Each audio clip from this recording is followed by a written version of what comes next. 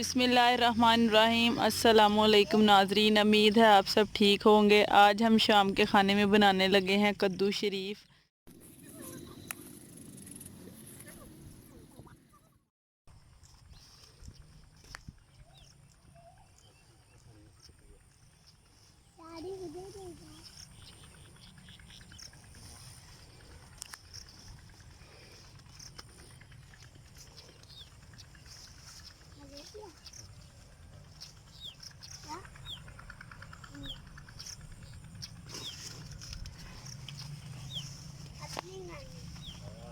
नीचे है ना।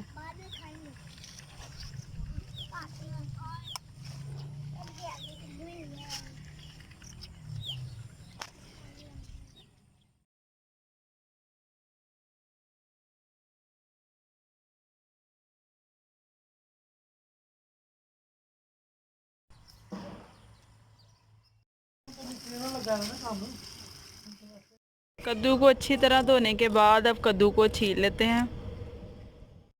नाजरीन, दाल कद्दू बनाने के लिए सारी चीज़ें तैयार करके रख ली हैं।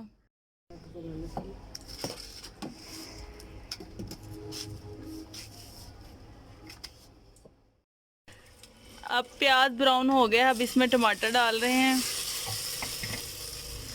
सब्ज़ मिर्चें,